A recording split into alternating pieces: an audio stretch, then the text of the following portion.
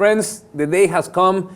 Finally, a victory for shoppers all around the world. Abercrombie & Fitch, the 90s preppy retailer and embodiment of white privilege, has released a new set of store policies, starting with the discontinued use of shirtless lifeguards and models at Hollister and Abercrombie & Fitch store openings and events. Nick, finally, we'll be able to go to a mall without this amazing view of shirtless guys, handpicked for the benefit of some executives. I've had beef with this store from the beginning. I remember with my 7th grade girlfriend, we're walking in there, my girlfriend's like checking out this guy's abs. I'm already pissed off. We go in there, I'm like choking on the terrible perfume smell, and I'm thinking if I pass out, who's gonna resuscitate me, this shirtless guy?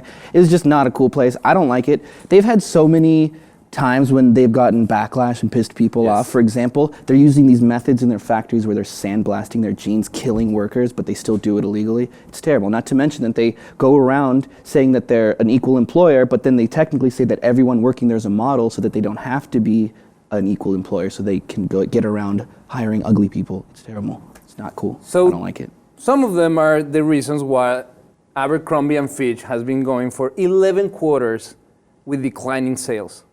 That's a long, long time for a company. It's not because the clothes look dumb? It's not. It's obviously because of that. This company, for me, is very interesting, the whole story. This is a company that has been around since 1898 or something like that, before the 19th century.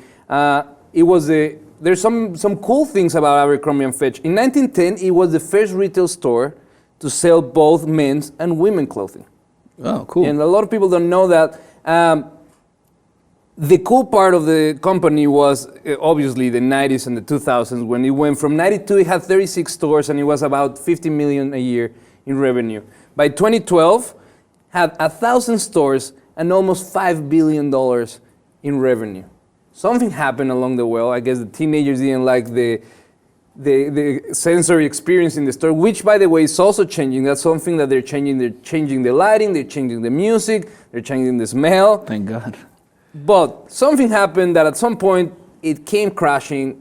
Abercrombie & Fitch is one of the examples of the late companies that have been declining on the popularity and at some point dominated the market, not for the reasons like the ones you mentioned. Also, right now they have an equal employment opportunity commission that just was able to push a case against them all the way to Supreme Court, because they hired this Muslim girl and then they didn't allow her to wear her scarf or to have her breaks to do the praying. And what, because that just didn't fit Because they didn't fit, exactly. Oh, okay, obviously, they had policies against overweight people, about minorities that were very well documented. The former CEO, Michael Jeffries, that was the one that actually brought it from 1,000 stores to the heyday of preppy looks, had a very well documented stance and reputation for promoting this culture of exclusivity. They had this very weird manual for the employees to behave a certain way on the private jet of the company, and at the same time, they were promoting this very unrealistic standard of beauty in all of their stores. But thankfully, this is changing.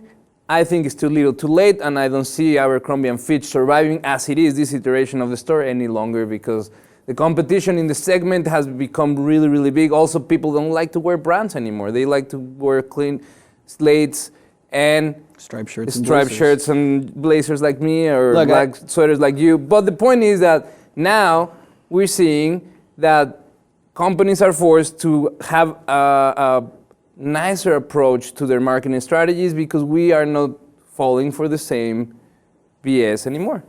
Hey, I'm all for it. I think that's good. I like the trend. I like where it's going. I've never been a fan. I don't like any store that I need scuba gear just to breathe in.